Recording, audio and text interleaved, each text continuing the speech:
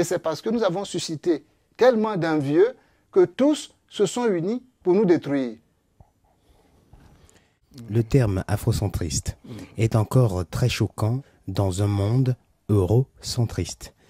Pouvez-vous nous expliquer les deux termes et motiver l'intérêt des deux visions? Je ne comprends pas pourquoi on peut parler d'eurocentrisme et qu'on ne pourrait pas parler d'afrocentrisme. Parce que si l'afrocentrisme, c'est la vision du monde par les Noirs, et que l'eurocentrisme, c'est la vision des Européens du monde par les Européens, je ne vois pas pourquoi l'un serait choquant, à condition qu'on considère qu'il y a une vision dominante au-dessus, une vision qui aurait le statut d'universel. Et dans ce cas-là, l'autre vision serait considérée comme une vision superflue. Mais dès lors qu'on ne se positionne pas comme ça, qu'on considère que parce qu'on est, on a le droit et même le devoir d'avoir sa propre vision des choses, je pense que ce n'est pas choquant. Parce que tous ceux qui sont choqués quand ils entendent le terme afrocentricité, j'ai vu plusieurs cas. Le premier, c'est soit il ne sait pas ce que ça veut dire. Un. Deux, quand il sait ce que ça veut dire, il pense afrocentricité avec communautarisme. Ça, c'est une autre phobie française. Une autre phobie française, parce que je rappelle que ce n'est pas dans tous les pays d'Europe que l'afrocentricité fait peur. C'est principalement en France. D'ailleurs, quand on voit les africanistes français, leur position par rapport à l'afrocentricité, je reviens à ce que je disais l'autre fois, je pense qu'il y a une pathologie du colonisateur dans laquelle ils se sont installés, et tant qu'ils ne se sont pas guéris de cette pathologie, ils ne pourront pas avoir l'esprit libre pour s'ouvrir à d'autres choses. Et je pense que beaucoup de nos intellectuels sont des panafricains. Ils ne sont pas panafricanistes. Ils ne s'expriment pas en tant que panafricanistes. Et quand ils ne s'expriment pas en tant que panafricanistes, ils ne peuvent pas développer un point de vue afro-centré. Comment soutenir la vision afrocentriste de l'histoire commune des Africains et des Européens? Bon, d'abord, je préfère mettre quelques précisions. On n'a pas à soutenir, on a simplement à travailler, à développer notre vision du monde, c'est-à-dire qu'on peut qualifier d'afrocentriste.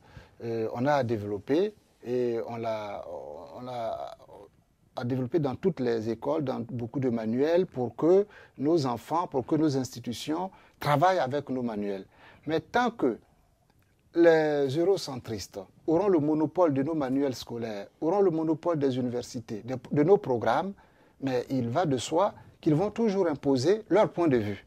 C'est pour ça que des maisons d'édition comme la nôtre, ou des jeunes auteurs afrocentristes qui essaient de publier, il faut qu'ils tombent aussi dans des maisons d'édition africaines, afrocentriques, qui puissent les publier pour diffuser. Parce que la bataille de l'écrit n'est pas terminée. La bataille de l'écrit n'est pas terminée. Ce n'est pas étonnant que leur point de vue soit encore dominant. Parce que partout dans nos écoles, dans nos universités, ce sont eux qui ont fait nos manuels scolaires. Ce sont eux qui continuent. C'est pour ça que je parlais de colonie.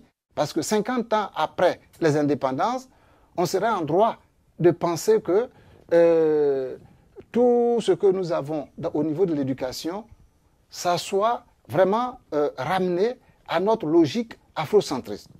Alors que jusqu'à aujourd'hui, tout se fait par rapport à une métropole. Tout se fait par rapport à l'Occident. Donc, c'est un travail de longue haleine.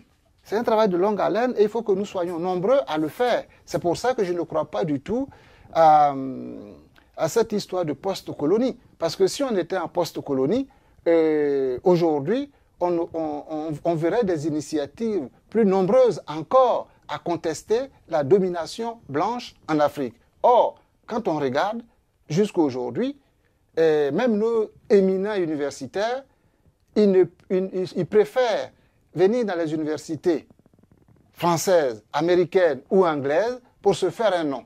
Pourquoi? Parce qu'ils savent que chez eux, ils n'ont rien fait eux-mêmes. L'histoire ne sera jamais enseignée du point de vue afrocentriste tant que nous-mêmes, nous ne contrôlons pas le début jusqu'à la fin, la rédaction des manuels, la fabrication et sa diffusion. Parce que ce n'est pas deux brebis galeuses à Paris qui vont changer la donne.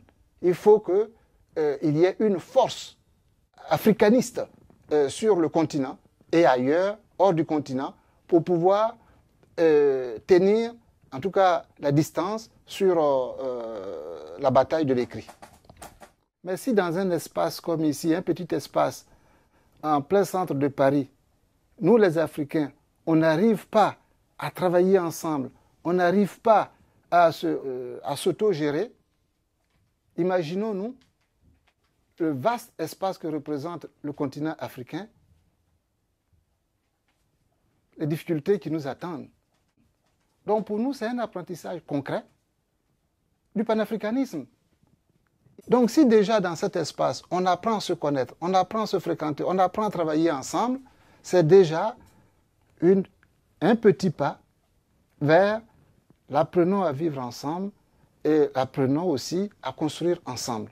Parce que demain dépend de nous-mêmes. Demain devra dépendre de nous et uniquement de nous. Je n'ai jamais vu dans l'histoire de l'humanité un autre peuple aller développer un autre peuple. Non, j'ai vu le peu que je sais, j'ai vu d'autres peuples aller conquérir, piller, voler, violer, s'emparer des biens des autres. Mais je n'ai jamais vu un peuple qui va développer un autre peuple par générosité. Non, je n'en ai jamais vu. Et celui qui en a vu, je suis preneur, qui vient à Niboué, me dit voilà, ce peuple-là est allé, il a développé un tel peuple, je suis preneur. Mais en tout cas, de mon expérience personnelle, de peu d'études que j'ai pu faire, je n'ai pas pu lire ça dans un ouvrage. Donc, je dis, Aniboué est un laboratoire du panafricanisme. Apprenons à faire ensemble, apprenons à nous assumer, ayons des projets, osons. C'est-à-dire qu'Aniboué est un agitateur culturel. À Aniboué, nous, on n'est pas francophone.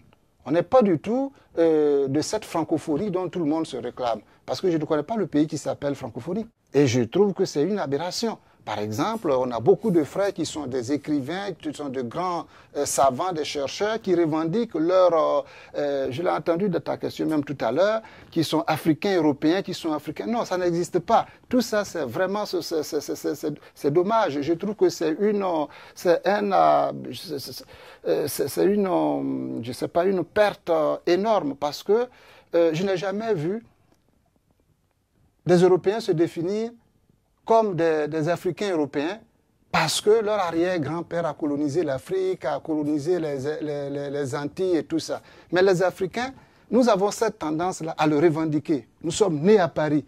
On est des Africains et nous avons peut-être telle nationalité pour la circonstance, mais on n'est pas français d'origine de... Non, pourquoi on ne dit pas que Balladur est français d'origine turque? Pourquoi on ne dit pas que Sarkozy est français d'origine tant? On dit Sarkozy, c'est un Français, c'est le président français, tout court. Mais regardez les Noirs.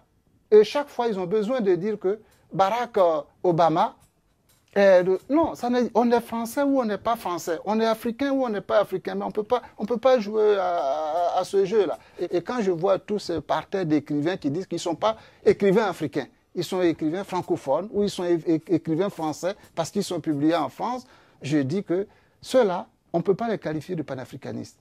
C'est peut-être des panafricains, c'est peut-être des Français d'Afrique, mais ils ne sont pas, en tout cas, ils ne sont pas des nôtres. Et ils ne sont pas bienvenus à Niboué. Parce que maintenant, je pense que nous sommes arrivés à un point où il faut qu'on fasse un marquage de territoire. Je ne suis pas ici pour commander une nationalité. J'ai toujours refusé la nationalité française et je ne la prendrai jamais avant ma mort.